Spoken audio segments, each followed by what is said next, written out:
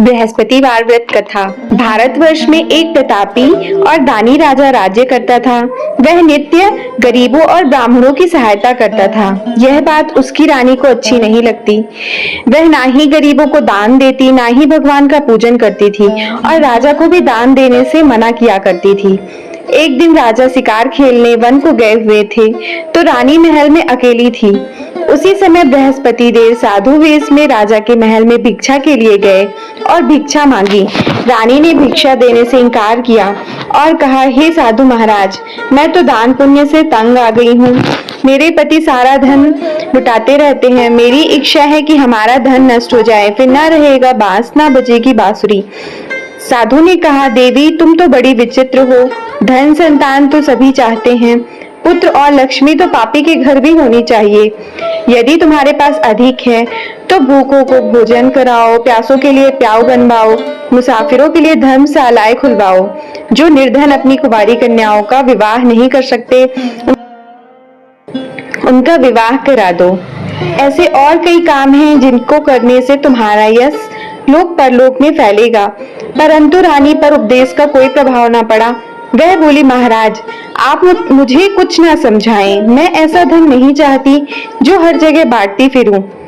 साधु ने उत्तर दिया, यदि तुम्हारी ऐसी इच्छा है तो तथास्तु। तुम ऐसा करना कि बृहस्पतिवार को घर लीपकर पीली मिट्टी से अपना सिर धोकर स्नान करना, भट्टी चढ़ाकर कपड़े धोना। ऐसा करने से आपका सारा धन नष्ट हो जाएगा। इतना कहकर वह साधु महाराज वहां से आलोक हो गए।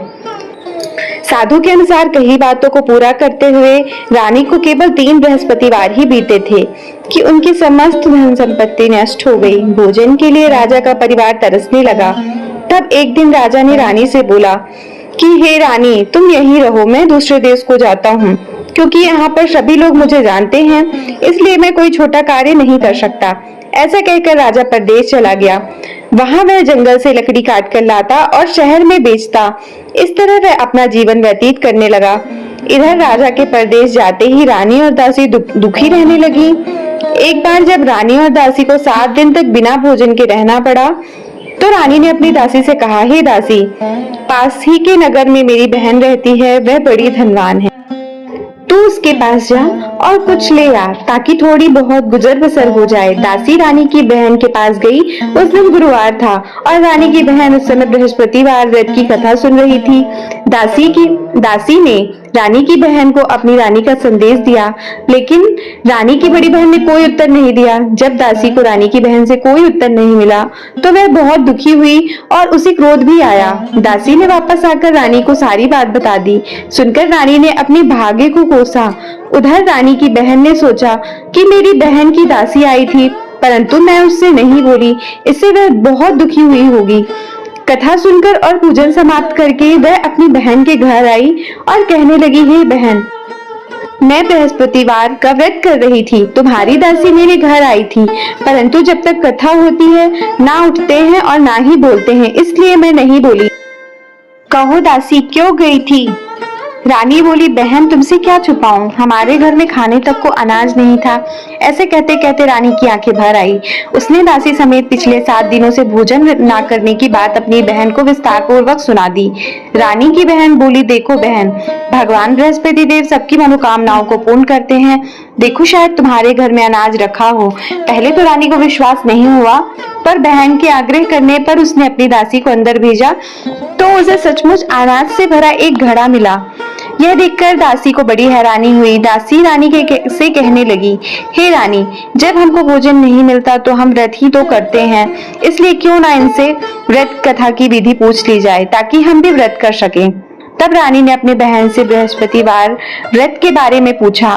उसकी बहन ने बताया, बृहस्पतिवार के व्रत में चने की दाल और मुनक्का से विष्णु भगवान का केले की जड़ में पूजन करें तथा दीपक जलाएं, व्रत कथा सुने और पीला भोजन ही करें।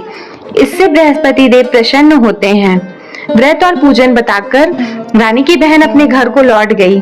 7 दिन के बाद जब गुरुवार आया तो रानी और दासी ने व्रत रखा। गुड़साल में जाकर चना और गुड़ लेकर आई, फिर उससे केले की जड़ तथा विष्णु भगवान का पूजन किया।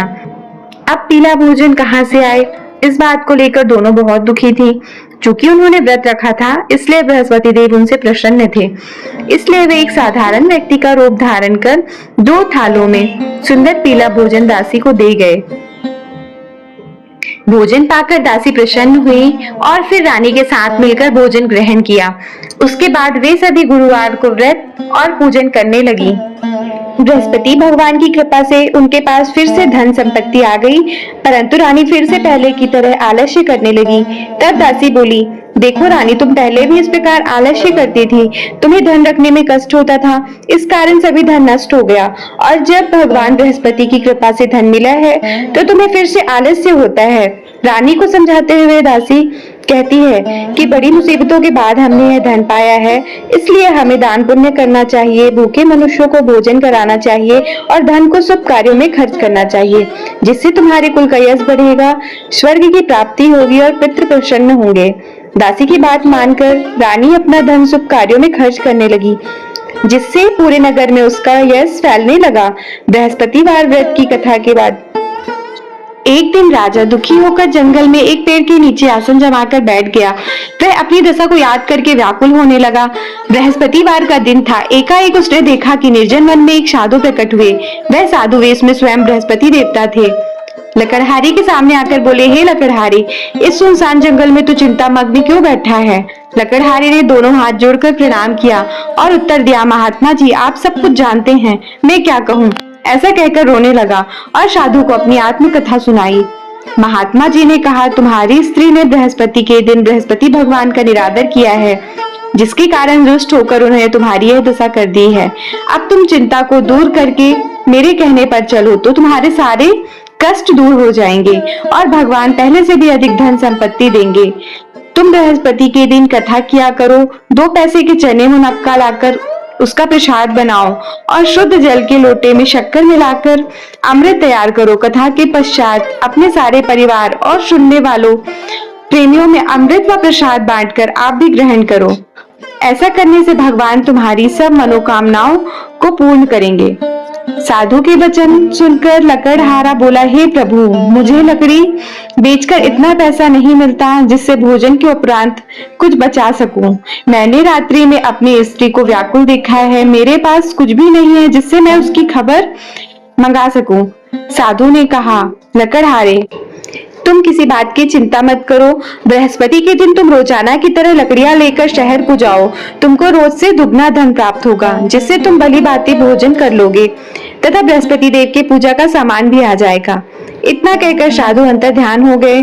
धीरे धीरे समय व्यतीत होने लगा। फिर बृहस्पतिवार का दिन आया।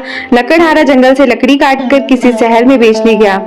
उसे उस दिन से और अधिक पैसा मिला। राजा ने चना गुड़ आदि लाकर गुरुवार का व्रत किया। उस दिन से उसके सभी क्लेश दूर हुए। परंतु जब अगला गुरुवार आया तो राजा बृहस्पतिवार का व्रत करना भूल गया। इस कारण बृहस्पति भगवान नाराज हो गए। उस दिन उस नगर के राजा ने विशाल यज्ञ का आयोजन किया तथा शहर में घोषणा करा दी कि कोई भी मनुष्य अपने घर में भोजन ना बनावे, ना आग जलावे। समस्त जनता मेरे यहाँ भोजन करने आए। इस कथा को जो ना मानेगा उसे फांसी की सजा दी जाएगी। इस तरह की घोषणा संपूर्ण नगर में करा दी। राजा की आज्ञा अनुसार शहर के सभी लोग भोजन करने गए, लेकिन लकड़हारा कुछ देर से पहुंचा, इसलिए राजा उसको अपने साथ घर लेवा ले गए और घर ले जाकर भोजन करा रहे थे तो रानी की दृष्टि उस खूंटी पर पड़ी जिस पर उसका हार लटका हुआ था। वह वहां पर नहीं दिखाई दिया। रानी ने निश्चय किया कि मेरा हार इस मनुष्य ने चुरा लिया है। उसी समय सिपाहियों को बुलाकर उसको कारागार में डलवा दिया। जब लकड़हारा कारागार में पड़ गया और बहुत दुखी होकर विचार करने लगा कि ना जाने कौन से पूर्वजन्म के कर्म से मुझे यह दुख प्राप्त हुआ है, और उसी साधु को याद करने लगा जो जंगल में मिला था।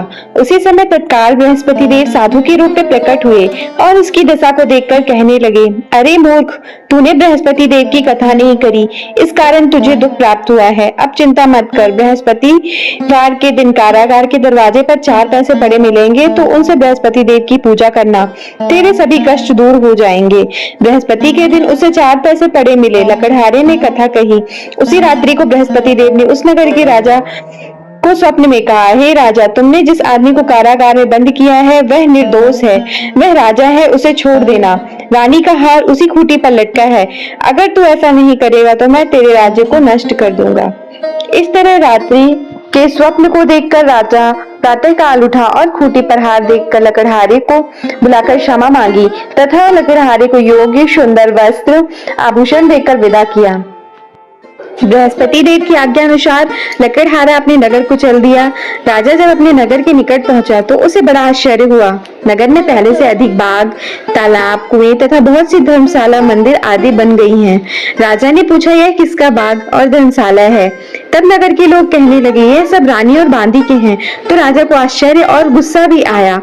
जब रानी ने यह खबर सुनी कि राजा आ रहे हैं तो उन्होंने बांदी से कहा कि हे दासी, देख राजा हमको कितनी बुरी हालत में छोड़कर गए थे, ऐसी हालत देखकर वो वापस न लौट जाए, इसलिए तू दरवाजे पर खड़ी हो जा। आज्ञानुसार दासी दरवाजे पर खड़ी हो गई।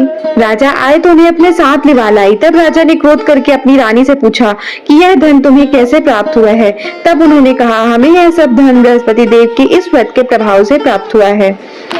राजा ने निश्चय किया कि 7 रोज बाद तो सभी बृहस्पति देव का पूजन करते हैं, परंतु मैं प्रतिदिन दिन में 3 बार कहानी तथा रोज व्रत किया करूंगा। अब हर समय राजा के दुपट्टे में चने की दाल बंधी रहती तथा दिन में 3 बार कहानी कहता। एक रोज राजा ने विचार किया कि चलो अपनी बहन के यहाँ हो आवे।